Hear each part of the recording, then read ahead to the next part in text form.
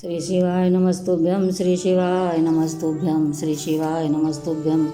श्री राम श्री राम श्री राम श्री राम।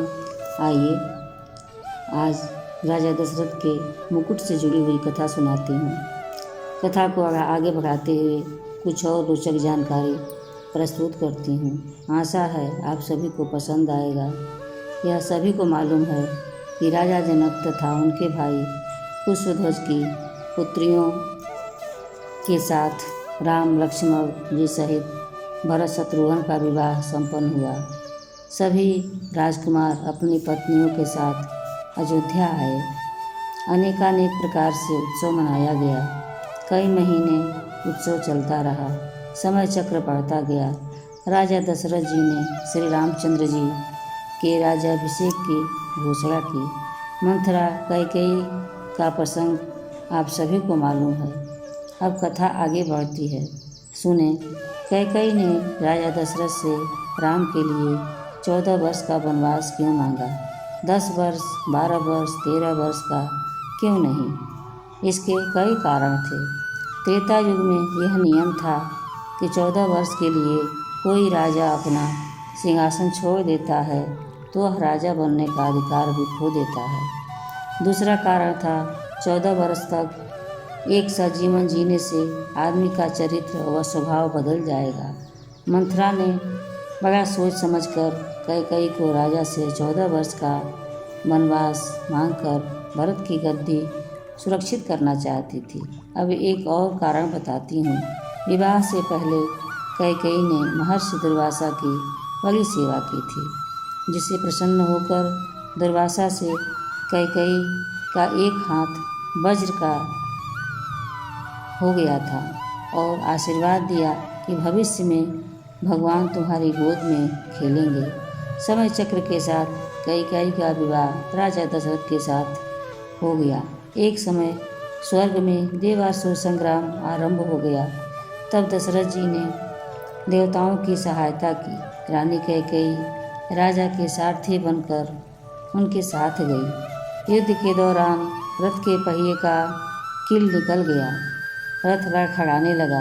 कैकेयी ने कील की जगह अपनी उंगली को लगा दिया। महाराजा की जान बची। कथा को आगे बढ़ाती हूँ। रावण की आयु 14 वर्ष ही बची थी। रघुकुल का राजमुकुट लंका में था, जिसे रावण ने अपने पास रखा था। कैकेयी जानती थी कि श्री राम के द्वारा ही रावण का वध होगा। सारी योजना देवलोक में बनी थी। रघुकुल की मर्यादा की रक्षा में कैकेयी बदनाम हुई। अब कहानी को थोड़ा पीछे करती हूँ, जरूरी है। इसलिए कथा के अनुसार राजा दशरथ अक्सर जंगल में शिकार करने जाते रहते थे। रानी कैकेयी हमेशा राजा के साथ रहती थी। एक दिन राजा दशरथ रानी कैकेयी के साथ वन की ओर निकले, जहाँ उनका सामना बाली से हुआ। बाली ने दशरथ जी को युद्ध के लिए ललकार दिया। जोश में दशरथ जी ने चुनौती स्वीकार कर लिया। वह भूल गए कि बाली को वरदान मिला था कि युद्ध में सामने वाले व्यक्ति की आधी शक्ति उसमें समा जाएगी। इसके कारण राजा दशरथ का बल आधा हो गया। वे हार गए। राजा दशरथ के हारने के बाद बाली ने शर्त रखा था कि तुम अपना मुकुट दो या अपनी पत्नी कैकेयी को मुझे दे दो। राजा दशरथ ने अपना मुकुट बाली को सौंप दिया। अपना मुकुट देकर राजा रानी के साथ अयोध्या लौट गए। परंतु रानी कैकेयी इससे बहुत ही दुखी रहने लगी। उसे रात दिन मुकुट की चिंता सताती रहती। मान्यताओं के अनुसार श्री राम जी के राज तिलक के समय दशरथ और कैकेयी में संवाद हुआ। इसे केवल राजा दशरथ व कैकेयी ही जानते थे कि रघुकुल का मुकुट बाली के पास है। कैकेयी ने श्री राम जी को वनवास भेजकर कलंक अपने माथे ले लिया। उसने श्री राम जी से कहा, बाली से मुकुट वापस लेकर आना। अब मुकुट कैसे आया, कैसे मिला, इस कहानी को आगे की वीडियो में सुनिएगा।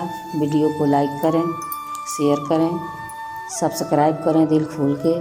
आशीर्वाद दें। श्री शिवाय नमस्तुभ्यम, श्री शिवाय नमस्तुभ्यम, श्री शिवाय नमस्तुभ्यम। श्री राम श्री राम श्री राम।